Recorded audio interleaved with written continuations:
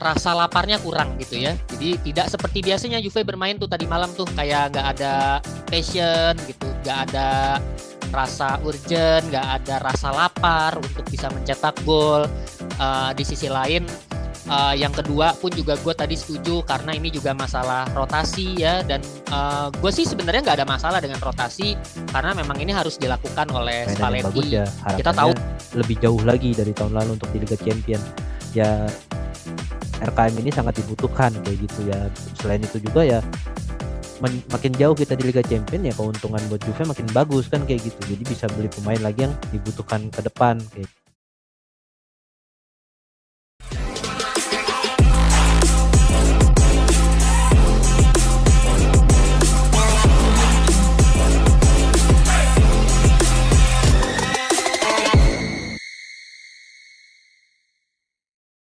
Nah, akhirnya nih selesai juga ya match day Liga Champion. Nah, kita tinggal menunggu playoff nih seperti apa. Oke, teman-teman Juventini, sebelumnya aku mau disclaimer dulu nih kalau misalnya nih aku dan narasumber itu tag kontennya ini sebelum kita tahu nih lawan Juventus nantinya ini nih di playoff sama siapa ya. Jadi kita tag kontennya ini sebelum pembagian lawan. Nah, balik lagi bareng aku, Amel, yang akan menjadi host di kesempatan kali ini. Dan tentunya aku nggak sendirian nih, karena aku sudah ditemani oleh narasumber kita yang pastinya kece-kece banget, yaitu ada Mas Michael dan juga Mas Paudra. Boleh disapa dulu deh, dari Mas Michael dulu. Silakan Mas, teman-teman Juventini kita. Halo, selamat malam fans suara Juventini di seluruh Indonesia. Walaupun banyak hujan hari ini ya, tapi kita harus tetap mendukung Juve. Forza Juve. Oke, for the Juve. Terima kasih Mas Michael. Boleh deh Mas Paundra disapa dulu nih teman-teman kita. Silakan Mas. halo, assalamualaikum. Gue Paundra Juventini dari Kongo. Oke, thank you Mas Paundra dari Kongo. Nah, buat teman-teman nih sebelum kita mulai, teman-teman Suara Juventini nih yang mungkin nih mau menjadi salah satu narasumber seperti Mas Michael bisa banget ya caranya tinggal bergabung aja di membership Suara Juventini. Selain kalian bisa menjadi salah satu narasumber nih, mungkin di podcast-podcast berikutnya, kalian juga bakalan tergabung di saluran WhatsApp kita yang pastinya bakalan rame banget dan tentunya terus update tentang klub kesayangan kita yaitu Juventus. Nah, buat teman-teman juga yang mungkin nih mau ngasih dukungan, sekarang kita juga ada QRIS ya Mas ya. Jadi kalian tinggal scan aja nih, tinggal kasih dukungan support sebagai support gitu biar kita makin semangat, biar mungkin besok-besok kita podcast offline-nya lebih sering gitu ya. Oke, kalau gitu kita mulai aja nih ya Mas ya. Kita bakalan bahas tentang Monaco versus Juventus sama rumor Mercato yang lagi hangat akhir-akhir ini ya, di mana eh, ada satu topik panas nih yang tidak kalah menarik nih untuk dibahas yaitu kabar Mercato Juventus. Nah, kalau kita tahu sendiri kan di winter Mercato kali ini nih ada cukup banyak target ya yang gagal direalisasikan ya, kemarin juga udah dibahas di materi sebelumnya. Namun menariknya nih Juventus justru kembali lagi menghidupkan satu nama lama nih yaitu Randal Kolo Muani. Apakah mungkin ini tadi ya cinta lama bersemi kembali gitu ya? Dimana kalau kita lihat saat ini kan Kolo Muani ini masih berstatus sebagai pemain PSG ya. Tapi jika negosiasi ini nih benar-benar terjadi, maka ini kan akan menjadi comeback nih keduanya bersama Juventus.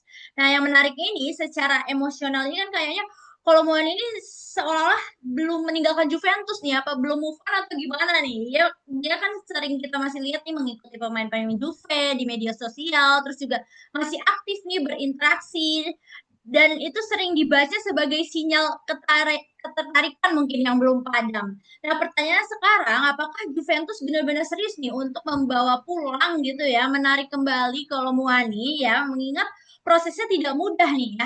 Apa dan juga kita sudah melihat sendiri nih bagaimana dampak instan yang ia berikan nih dalam 6 bulan terakhir bersama Juventus. Nah, makanya ini menarik banget buat dibahas nih bagaimana nih pandangan Mas Michael dan juga Mas Pandra melihat langkah Juventus yang kembali mencoba jalur Kolomuani. Apakah ini solusi jangka pendek yang tepat gitu atau sebenarnya nih bukan profil Kolomuani nih yang dibutuhkan oleh Juventus? Nah, gimana nih Mas Pandra? Silakan pandangannya. Ya, kalau Muani ini kan kita udah musim lalu kita udah punya nih pemain ini kan ya selama setengah musim menurut gua penampilannya performanya cukup bagus kan dan secara profil juga permainannya juga sudah padu gitu bersama Juventus sama Yildiz sama eh Conceição, Chico, Thuram, Locatelli, semua ketek-tok-tetokannya udah enak gitu.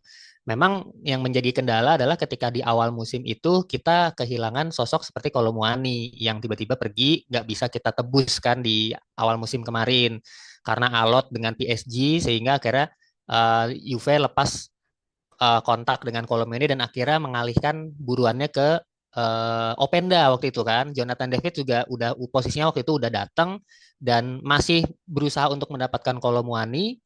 Eh, Ternyata gagal dan akhirnya kita bisa dapetin Openda. Dan ternyata Openda ini kan nggak perform ya saat ini masih performanya masih jauh dari kata memuaskan. Sementara kita butuh goal getter, butuh striker yang target man yang di tengah dengan postur tubuh yang cukup tinggi untuk bisa menyambut bola-bola yang diumpan dari pemain-pemain Juve yang lain gitu. Nah, di sini kan sosok ini tidak ada pada David dan juga Openda, makanya Juve masih mencari striker. Kemarin gagal En-Nesyri ya, udah tinggal sedikit lagi. Kemudian Mateta juga collapse semua dealnya. Jadi tadinya kita pikir ya udah mungkin gagal kali ya kita nggak dapet striker lagi di musim dingin ini. Tapi ternyata muncul nama Kolomuani muncul lagi. Nah ini sebenarnya menarik kalau sampai Juve bisa mendatangkan Kolomuani. Cuman RKM ini kan agak susah ya posisinya ya karena dia sekarang statusnya pemain pinjaman di Tottenham. Artinya untuk bisa mendapatkan Kolomuani itu Juve harus negosiasi dengan dua tim bersama Tottenham supaya Tottenham mau memutuskan kontraknya loan-nya si RKM dan yang kedua harus negosiasi sama PSG. Nah, yang kita tahu kan kemarin dealnya kan kolaps ya waktu pas di bulan Agustus kemarin kan. PSG tiba-tiba ditinggal gitu aja di ghosting nih sama Juve nih. Udah bentar lagi sepakat, Juve-nya ternyata nggak mau dengan harga yang ditawarkan sama formulanya ya, formula peminjaman dan harganya ini nggak ketemu gitu sama Juventus, Juve dan PSG ini nggak ketemu. Akhirnya di ghosting tuh. Nah PSG-nya katanya kesel.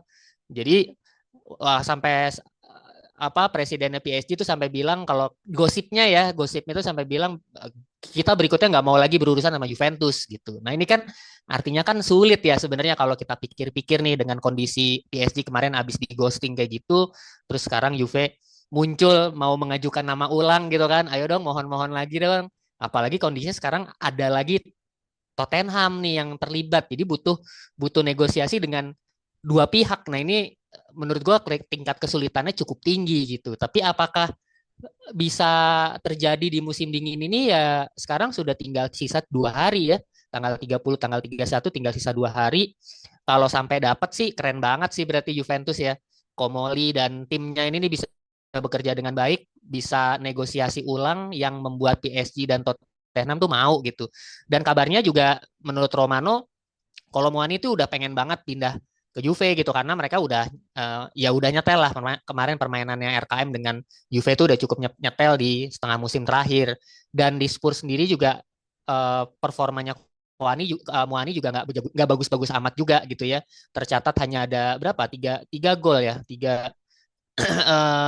iya 3 gol sampai saat ini itu pun juga tercipta semuanya di Liga Champion di Liga Primer sama sekali dia belum cetak gol gitu jadi penampilannya masih on off di Liga Primer di Tottenham sendiri makanya Tottenham agak kurang puas ya dengan kinerjanya RKM kabarnya sekarang malah Tottenham lagi mau ngincar Mateta striker yang tadinya diincar sama Juve gitu jadi mungkin kurang lebih kondisinya seperti itu Mel. Oke, terima kasih Mas Paundra. Berarti tingkat kesulitannya malah jadi 9 kali ya. Udah Yang mana tadinya 7 nih ya. oh, Sekarang naik ada ya. Tottenham lagi yang lu mesti nego ulang. Juventus malah ghosting si PSG sih makin susah kan ya. Oke, habis itu juga harus berhasil negosiasi sama Tottenham PSG lagi. Oke, Kak. Terima kasih Mas Paundra. Nah, kalau dari Mas Michael sendiri nih gimana tanggapannya? Silakan, Mas. Ya, terima kasih Amel. Ya setuju tadi sama Mas Paundra ya, Bang Paundra.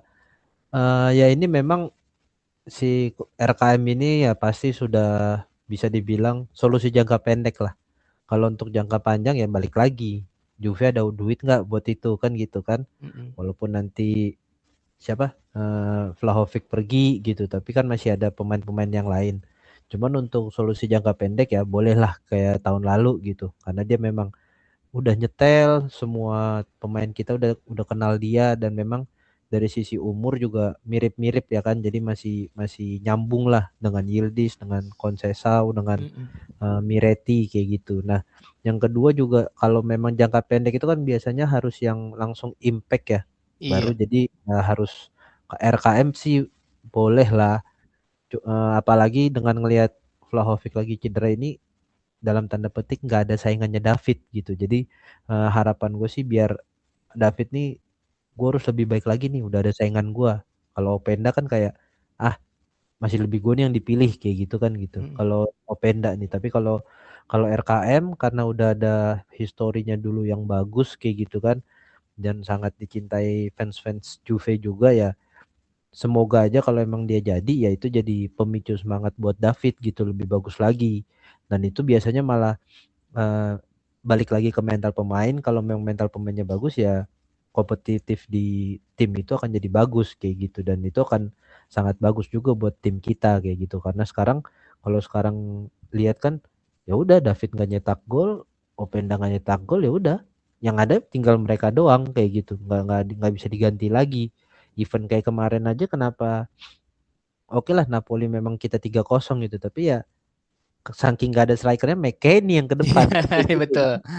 Jadi maksudnya ada opsi ketiga kayak gitu, di mana kita juga masih butuh tambahan kedalaman squad, karena kita masih ada tiga apa, kita kan main di tiga tiga kompetisi ya, masih ada Coppa Ya. Italia, masih ada Liga Champion, di mana ya harapan kita tahun ini juga Liga Champion jauh lah. Masa kayak tahun lalu playoff aja nggak lewat kayak gitu kan, dengan kondisi yang sekarang udah dapat pelatih yang bagus, udah dapat permainan yang bagus, ya harapannya lebih jauh lagi dari tahun lalu untuk di Liga Champion.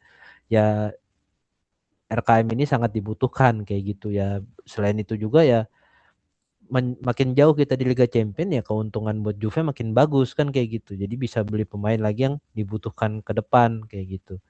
Eh, Mungkin itu aja sih Mel. Sejauh ini sih setuju lah kalau memang RKM ditanya jadi solusi jangka pendek, boleh lah kayak gitu. Oke, Udah terima teruji kasih ya. Mas. Udah teruji, Sudah teruji. udah teruji. Ya udah teruji, terus juga bisa jadi motivasi ya. Ini kan pemain lama balik nih, nanti gua nggak dimainin gitu ya. Siapa tahu Iya. yang Betul, masih underperform atau masih belum menunjukkan betul, giginya ya, belum unjuk gigi bisa betul. makin semangat. Tapi lagi-lagi itu tadi ya, kalau mungkin jangka panjang mungkin mikir-mikir lagi ya. Apalagi Juventus kayaknya dari kemarin bermasalahnya di uangnya ya, kalau Wah, Ya, buat beli nggak ada pemain. waktunya, nggak ada waktunya nih. soalnya Ferrarinya nggak menang, kita juga nggak ada cuannya. Iya. Iya, kalau Ferrarinya menang mungkin kan ada cuan kan kayak gitu. Kalau Mm-mm. misalnya uangnya banyak, kita juga nggak pusing kayaknya ya. Iya. Iyalah. Halan juga bisa kita datengin ya nggak? Ah, Waduh, ngeri-ngeri. Oke, sekarang kita lanjut nih ke review Juventus versus Monaco nih Mas ya. Kan kemarin Juventus bertandang nih ke markas Monaco dalam situasi yang relatif aman lah ya. Karena kan Bianconeri sendiri sudah memastikan tiket ke babak playoff ya. Sementara kalau Monaco ini kan masih membutuhkan hasil kemenangan nih, atau setidaknya hasil imbang lah ya untuk ngamanin posisi mereka.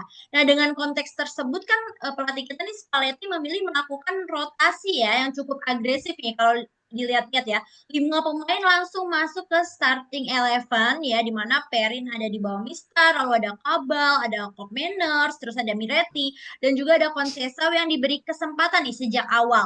Nah, sebaliknya nih, pilar utama kita ya seperti Locatelli, terus Cambiaso, terus si ganteng Kenan Yildiz gitu kan, sengaja disimpan nih ya, hanya berperan terbatas. Hasilnya pertandingan berakhir tanpa gol ya. Aduh, Hmm. udah begadang-begadang kosong-kosong gitu ya.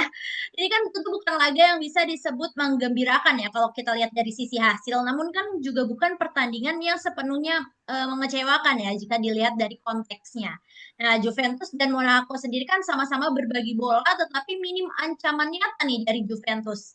Sebaliknya, Monaco tampil lebih menekan nih, bahkan sempat mendapatkan momen bahaya nih kita di awal ya, di awal laga lewat kesalahan Perin yang untungnya gagal dimanfaatkan. Nah, secara secara keseluruhan kan intensitas pertandingan cenderung sedang lah ya nih. Ada beberapa fase dengan tempo tinggi, namun mayoritas laga berjalan datar aja nih, seperti pertandingan yang dijalani tanpa urgensi besar. Nah, apakah absennya rasa urgensi ini dalam permainan Juventus gitu ya lebih disebabkan oleh status lolos playoff nih atau murni karena efek dari rotasi besar-besaran nih yang dilakukan Spalletti? Gimana nih Mas Paundra, coba pendapatnya Mas tentang pertandingan kemarin? Silakan.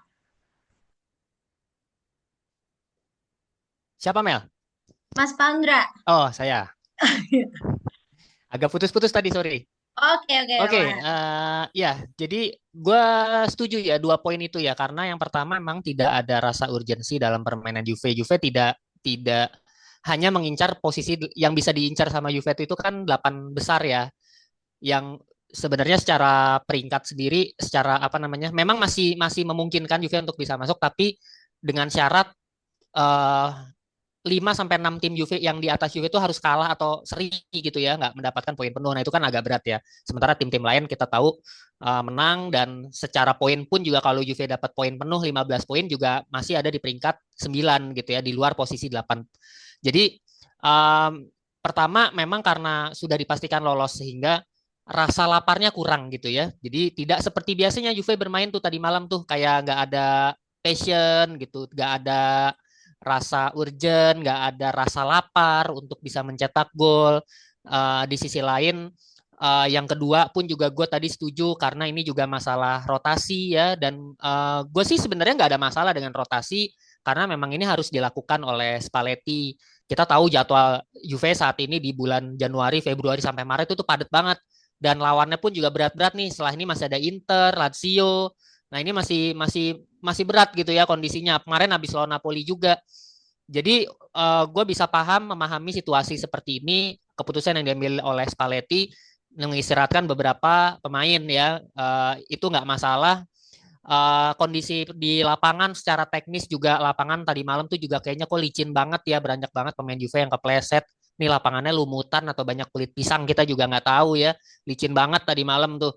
Jadi mungkin salah satu 3 faktor itu yang membuat Juve bermain tidak maksimal ya karena masalah faktor-faktor tadi. Nah, terus juga secara permainan sendiri juga ya bisa dibilang biasa aja gitu ya, bener-bener kita tuh nontonnya ngantuk ya, biasa aja, bahkan nggak ada serangan, skema-skema serangannya pun juga tidak berjalan dengan baik. Eh, Tidak ada pemain yang menonjol juga, tidak ada serangan kunci ya, peluang-peluang kunci yang tercipta itu juga tidak ada. Jadi bahkan gue tadi malam pun nonton nonton Juve pun juga sambil main HP gitu. Benar-benar nggak fokus ke pertandingan karena ya benar-benar tidak semenarik itu untuk ditonton ya. Faktornya tadi sih karena masalah urgensi dan juga masalah rotasi pemain yang ternyata ya banyak banyak hal yang belum klop gitu ya. Mungkin nanti ada di materi berikutnya ya kita bahas mengenai rotasi ini. Oke, terima kasih Mas Paundra. Jadi sejauh ini sih setuju ya, emang nggak ada rasa lapar tadi yang menciptakan gol, Mm-mm. mainnya aman-aman aja gitu. Kalau dari Mas Michael gimana nih pendapatnya? Kemarin nonton nggak Mas pertandingannya? Jangan nggak Enggak nonton lah. lagi. Udah nggak mungkin nonton kalau jam 3 mah pagi udah lawan Monaco. Kecuali dalam posisi kayak Napoli ya kemarin. iya kalau kemarin Napoli nonton. Mm-mm. Ah, Ada rasa buat rasa kalau lawan Napoli ambisi nggak buat nonton nonton ya. aneh tuh kan kayak gitu. Ini kan lawan Monaco kan kayak ya lolos udah lolos. Gak ada nggak ada urgensi lah udah kayak sebenarnya udah feeling juga gitu kan ini pertandingan bakal boring tapi nggak nyangka pas tadi nonton siaran ulang di videonya boring banget.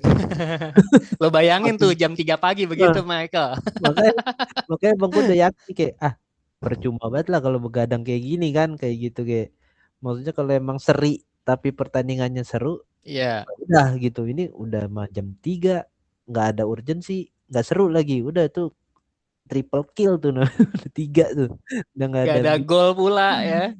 pula maksudnya kalau nggak ada gol tapi ada penyerangan atau mainnya enak ya udah gitu ini kok apa kok Miner salah ngoper lah menit 1 udah bikin jantungan untung kan kalau yang nonton nonton langsung kan pasti udah jantungan tuh. Kalau gua udah jantungan karena kan 0-0 ini nggak gol kan gitu. Cuman ya gitu amat kan kayak gitu kan. Nah, maksudnya kalau ngelihatnya sih setuju sih karena sebenarnya rotasinya ini tuh nggak masalah ya. Tapi kalau dilihat posisinya dan pemain yang diganti itu siapa yang bikin masalah kayak gitu. Harusnya kan biasanya pelatih ya sekelas Spalletti lah ya harusnya udah ada dua formasi dengan eh, kombinasi pemain yang ada penggantinya kayak gitu. Tapi kalau ngelihat rotasi yang ini memang kita kekurangan figur sentral kayak Yildiz sama kekurangan figur tengah eh, kayak Locatelli. Karena dari tadi tuh gue lihat Cop Miners mungkin karena udah keenakan di belakang kali ya. Dia tuh udah lupa caranya jadi regista gitu atau jadi ngumpan tembus ke depan. Bola itu lambat banget tuh. Jadi nggak bisa membuat pemain Monaco ini takut gitu loh. Sedangkan kalau misalnya kita lihat ada Yildiz kan udah tuh tiga pemain kanan tuh udah pasti takut lah. Waduh, di Yildiz gitu. Ini kan kalau ngelihat pertandingan ulangnya sekelas Monaco aja nggak ada takut-takutnya itu sama kiri kita kemarin.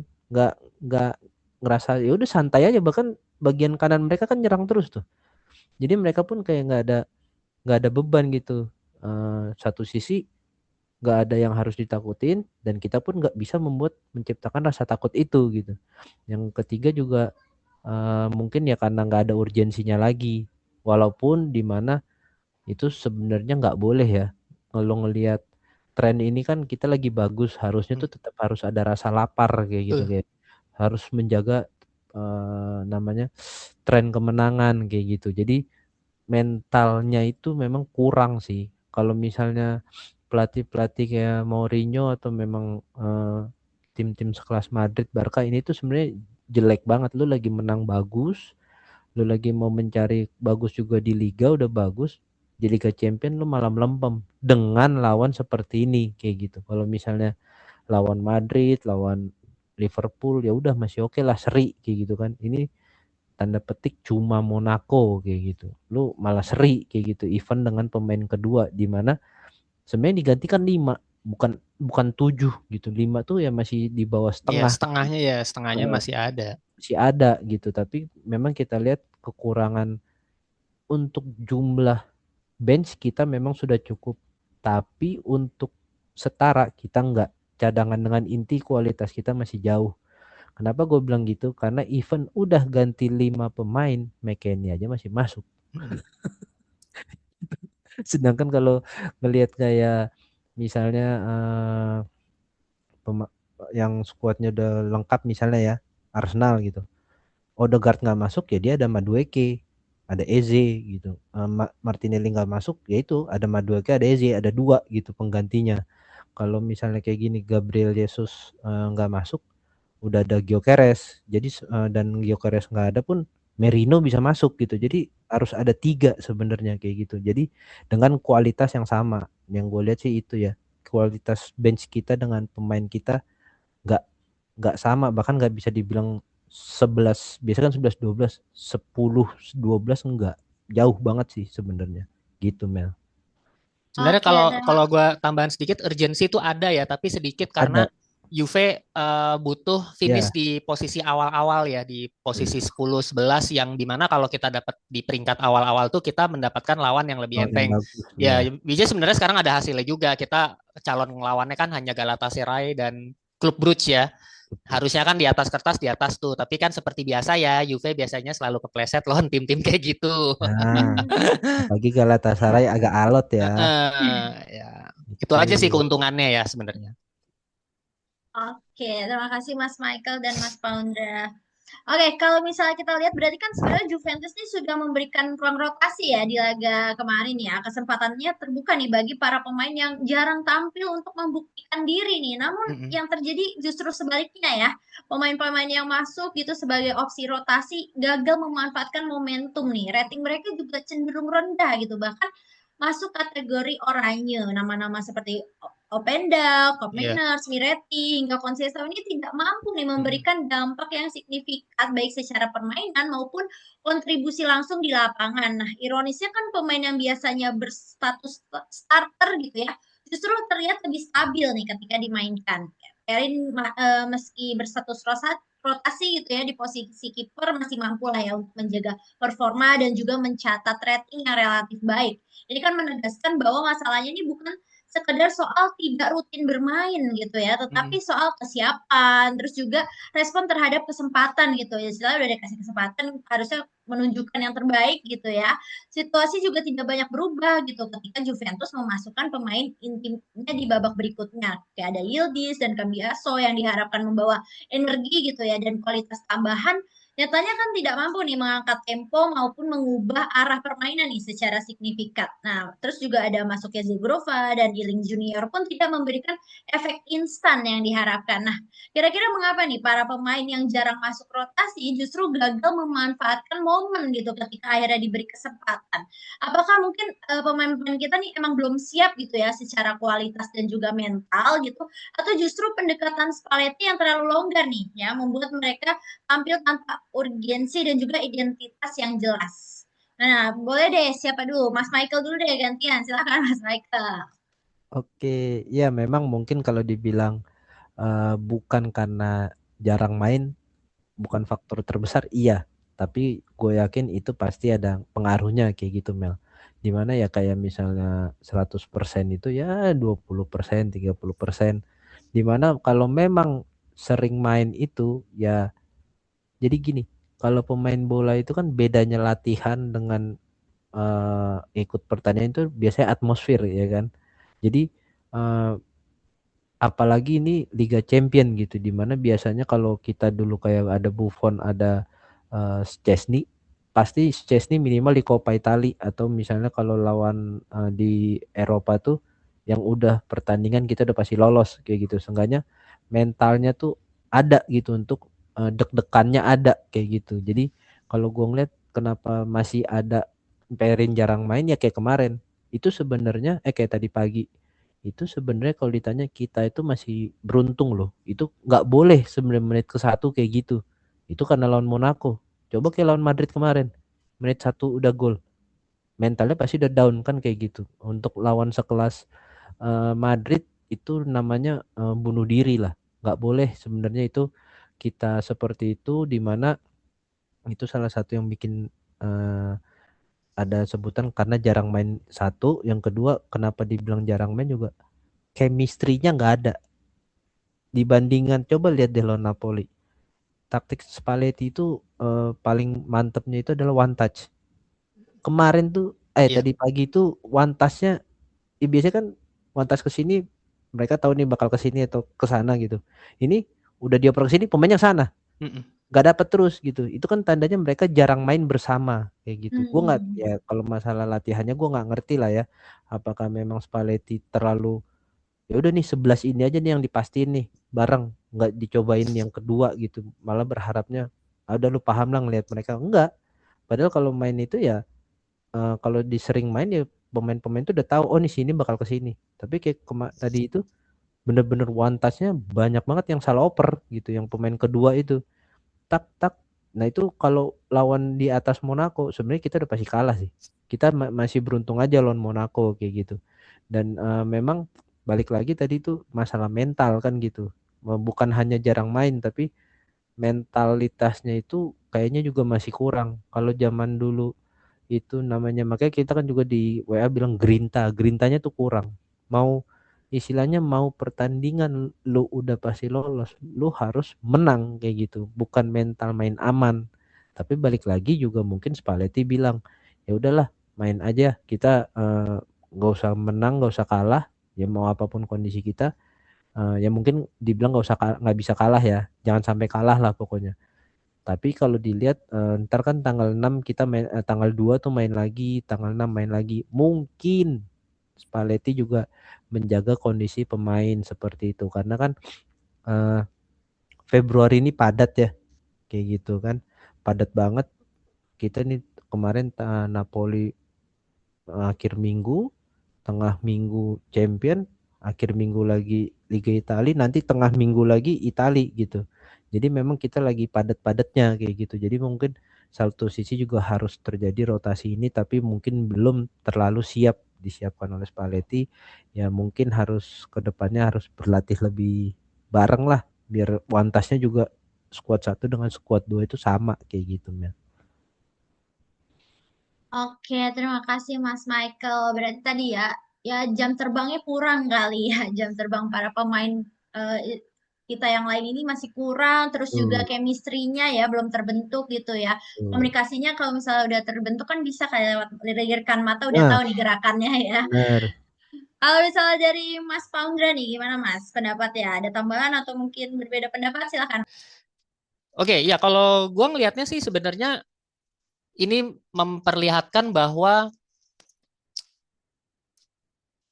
ada beberapa pemain kunci Juve yang ternyata ya ini key player nih dalam membangun sebuah skema ya. Tadi sudah disampaikan oleh Bro Michael kalau chemistry-nya itu tidak berjalan ya, umpan 1-2 itu nggak jalan nih. Padahal di situ kita masih ada Thuram, masih ada McKennie ya, pemain yang eh, ya rutin bermain jadi starter, pemain andalan kita juga.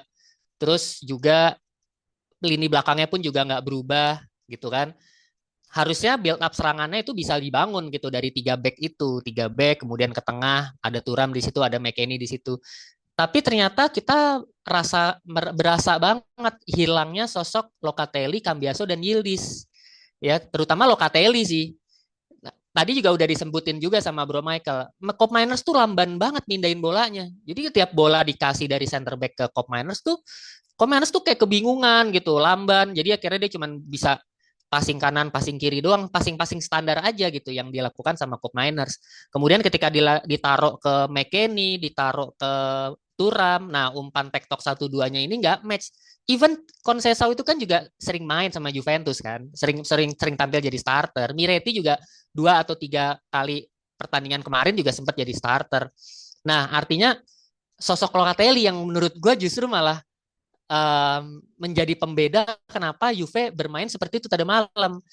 Spalletti pernah clear menyatakan bahwa tolong Locatelli bermain lebih modern. Lebih modern tuh maksudnya lebih cepat mindahin bolanya. Jangan kelamaan, lu jangan gaya main konservatif. Nah, kita lihat tuh kemarin Locatelli selama dipegang Spalletti, cepat lo mindahin bolanya lo. Bahkan dia udah bisa punya chemistry sama McKennie ya, umpan langsung ke depan, umpan langsung ke Yildiz. Nah, itu yang ternyata peran Locatelli ini sangat berasa gitu kehadirannya ketimbang diganti sama Komeners. Plus juga tidak ada Cambiaso. Cambiaso ini playmaker dari lini belakang, dari sisi kiri. Kemarin tuh kelihatan kirinya tuh mati, udah kabel tuh nggak bisa apa-apa. Dia benar-benar ya fullback murni aja, bermain lurus-lurus aja gitu. Kalau Cambiaso itu kan kelihatan ya dia playmaker dan dia juga pintar menempatkan posisi. Hmm. Tiba-tiba dia ada di tengah, tiba-tiba dia ada di kotak penalti. Dia menambah kuantitas kadang-kadang ya, dia menambah kuantitas serangan. Bukan hanya kualitas tapi kuantitas. Dia menambah jumlah pemain ada di kotak penalti, ada di final third, ada di tengah ya. Padahal dia aslinya back kiri, tapi dia bisa rotasi ke tengah, bahkan bisa ke kanan sekalipun. Nah, ini kita berasa nih sosok-sosok seperti ini ternyata masih ya kita butuhkan meskipun kadang-kadang kalau kita lihat biasa aja mainnya Locatelli sama Cambiaso tapi ternyata perannya berasa bro, perannya mereka berdua tuh berasa. Yildiz masuk di babak kedua ya. Begitu juga dengan Aziz ya. Aziz setengah main setengah babak itu juga ternyata tidak tidak ada perubahan yang signifikan. Yildiz pun juga tidak ada perubahan yang signifikan. Padahal Yildiz nih kita tahu loh ini Yildiz gitu. Kita pikir wah kayaknya babak kedua bakal digendong nih sama Yildiz nih. Ternyata enggak juga. Artinya apa? Artinya Juve kehilangan peran dari 2 pemain tadi yang biasa membantu Yildiz untuk bisa nyerang. Turam ternyata nggak cukup kalau cuma Turam gitu. Karena satunya lagi adalah Cop Miners. Jadi ya disitulah gue menambahkan dari apa yang tadi disampaikan Bro Michael ya. Michael tadi udah sampein tidak ada chemistry benar. Benar banget tuh umpan-umpan 1-2 itu satu habis passing, satu larinya kemana. Nah itu udah nggak ada chemistry-nya. Yang kedua ya masalah tadi mungkin urgency tadi ya. Dan yang ketiga ya ini masalah faktor bermain gitu. Kabal, terus juga Cop Miners ini udah jarang jadi starter. Openda juga jarang jadi starter.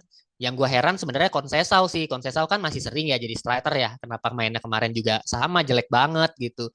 Ya mungkin karena masalah chemistry itu tadi dan juga hilangnya rasa lapar itu tadi ya Mel ya. Itu aja sih yang bisa gue tambahin ya. Nambahin Oke. dikit Mel, nambahin Ya boleh dikit. silakan Mas Ya, Michael. ya kayak kata Bang Paundra tadi mungkin ya kalau misalnya kenapa Conceição udah sering main kok tapi nggak bisa kayak gitu kan, nggak bisa kayak biasa. Ya balik lagi, chemistry itu menimbulkan rasa aman ke Conceição kayak gitu. Kalau dia main kayak biasa, bisa nggak nih si Cop Miners nih kan gitu, kayak kita main bola lah, kayak misalnya apa namanya, di jalan lah kayak gitu. Kita naik mobil misalnya bareng-bareng. Misalnya biasanya nyetir si A, oh aman nih, begitu si B melek kita kan takutnya nggak aman ya, kayak gitulah mungkin Conceição. Kalau gue lihat kemarin bolanya sama nih dari Bremer tengah atau Kalulu, biasanya kan Bremer, Locatelli, Conceição. Nah ini Bremer Cop kok Miners. ditahan, Nah, nggak jelas tuh. Conceição udah lari. Iya, betul. Begitu Conceição Tahan. diem, apa sih Cop Minersnya ke Passing. belakang, Ayo ke belakang, iya. bingung banget. Oke, Berubah. ini bagaimana kan kayak gitu. Jadi chemistry itu bukan hanya ke permainan tapi ke pemainnya juga sendiri gitu. Gue bisa nggak nih kayak biasa kayak gitu. Jadi kelihatan banget lah, nggak banget lah tadi malam tuh Conceição ya, balik lagi karena dia nggak nyaman dengan Cop Miners. Nah ini Ya, tugasnya berarti Spalletti. sebenarnya kita bisa sepakati bahwa salah satu kegagalan Juve memenangkan pertandingan dan membuat skema bermain yang bagus itu karena faktor Cop Miners sebenarnya ya, salah satunya ya. Cop Miners ini emang kayaknya udah nggak bisa deh, kayaknya lu jadi gelandang nih, mohon maaf nih. Di belakang aja lah dia. Iya, lu kayak jadi bagusnya center back aja deh. Makanya kan kalau Locatelli itu ya balik lagi juga ke Locatelli itu, dia scan dulu. Mungkin maksudnya Spalletti tadi kata Bang Pondro itu kan lu jangan konservatif kayak Pirlo nih. Pirlo aja tuh nge-scan dulu, tapi bedanya Pirlo nahan dulu sedetik 2 detik. Tapi kalau kita lihat permainan Locatelli, dia bisa one touch-nya langsung ke Yildiz ke ujung, langsung ke Conceição ke ujung. Tapi kalau kita bener-bener lihat Conceição si Eli, kalau dari lagi jauh tuh kameranya, dia tuh nge-scan dulu sebelum bola datang. Jadi dia udah lihat datang lari. Nah itu yang bikin peran kuncinya Locatelli sangat dibutuhkan di formasinya Spalletti kayak gitu, Mel. Oke, terima kasih Mas Michael tambahannya. Berarti tadi ya, gak ada chemistry, jadi kreativitas permainan juga nggak ada gitu ya. Mungkin Rasa kurang nyaman percaya gitu. nyaman Iya, untuk bermain. betul. Terus juga mungkin tadi ya takut nih kalau misalnya nanti oper, takutnya dia miss, malah apa gitu. Jadi nyari aman aja gitu ya. Nyari aman. Oke deh. Sekian teman-teman Juventini pembahasan kita tentang Mercato ya, RKM, terus juga ada review Juventus versus Monaco. Nah, buat teman-teman jangan lupa buat di-share ya, di-like, di komen, terus juga di komen kita bisa berpendapat ya. Kalau gitu saatnya aku Amel dan juga narasumber kita Mas Audra dan juga Mas Michael pamit undur diri. Kita tutup dengan Fino alla fine, Forza Juve.